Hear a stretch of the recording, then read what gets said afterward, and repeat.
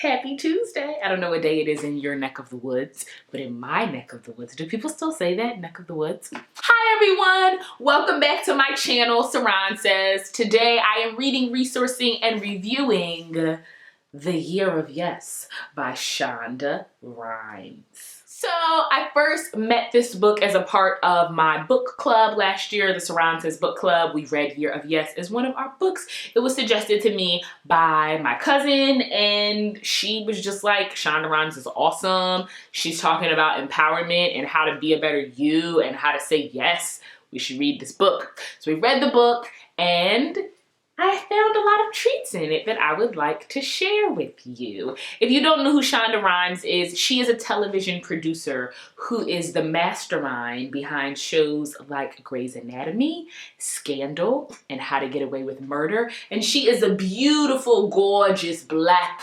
voluptuous queen who is a mother and a sister and a friend and an auntie and a just awesome, amazing, inspirational woman. So without further ado, we are going to dive into The Year of Yes. So The Year of Yes is about Shonda Rhimes' journey through this year where she decides that she's going to say yes to things that she would normally say no to. She considers herself an introvert, someone who likes to stay home, someone who's a workaholic and who likes to spend time with her family, and who just uses any opportunity to shy away from doing things that most people in her position or of her status, we can say, would do. Like go to award shows and do interviews and, you know, speak at commencement ceremonies and such on and such on and such. And this is the year where she does all of these things, and she talks about how saying yes to things that she would normally say no to changed her life and created what she called her year of yes. So she first starts the year of yes by talking about where she comes from, her family, the kind of person that she is, the kind of mother that she is, the relationships that she has with her tight-knit circle of friends, and pretty much just the things that kind of make her her.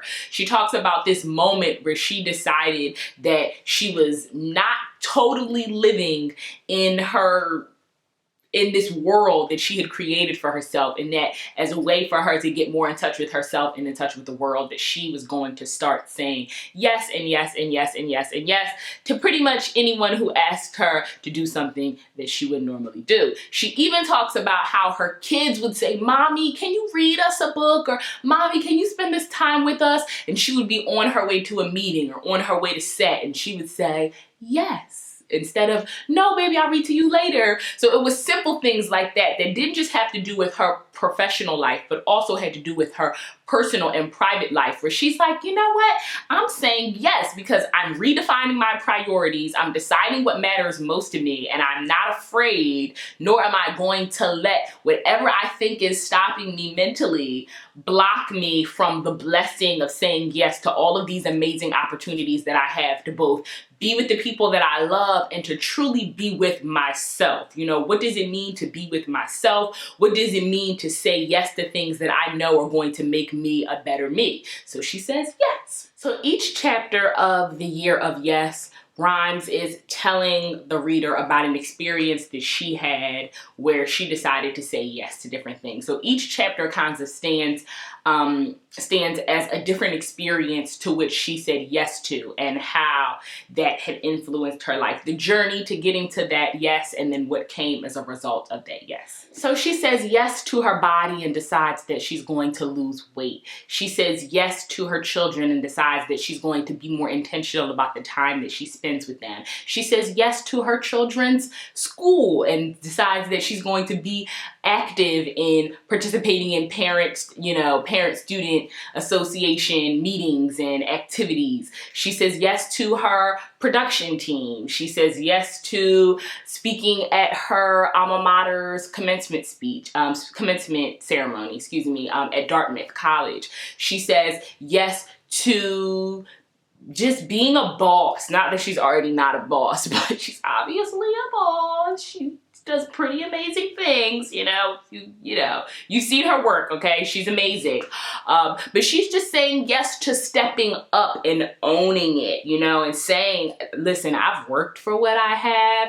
I know who I am, and I don't have to sacrifice anything that I love or anything that means something to me for some, you know, intangible thing out there that I think, you know, that we would maybe label as fear or doubt or distraction or confusion. She's like, no to fear, no to doubt, and no to confusion, no to distractions, and yes to everything that's going to make her happy and that's going to fulfill her. So the book is really a feel-good, joyous book. As you can see on the cover, there's this person that's like, yippee, yay! I'm like, filled with life, and I'm happy to, you know, be saying yes. It feels good to say yes. It also feels good to say no. And she talks about that a little bit in the book too, you know, about saying no to things, like how sometimes saying yes to some things means saying no to other things, but understanding what you should say yes to and feeling good about saying yes.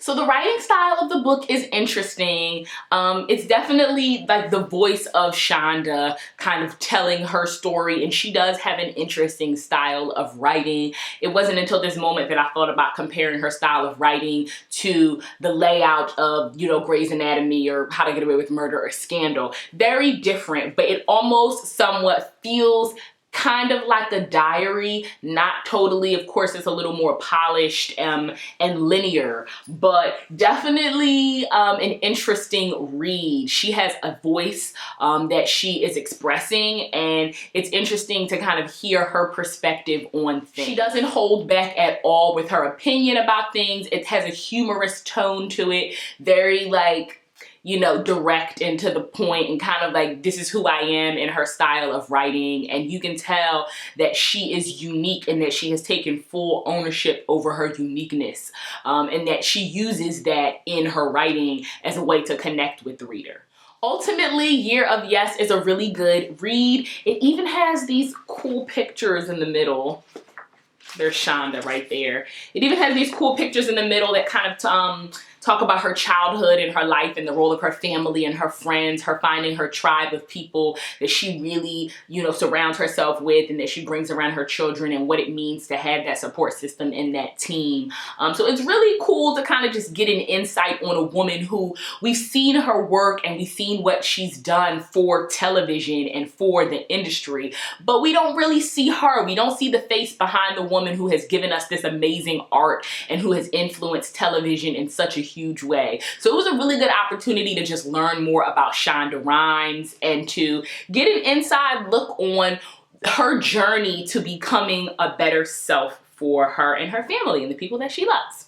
Thank you so much for tuning into this review of The Year of Yes by Shonda Rhimes. You can find Year of Yes on Amazon. I think that's where I got my copy.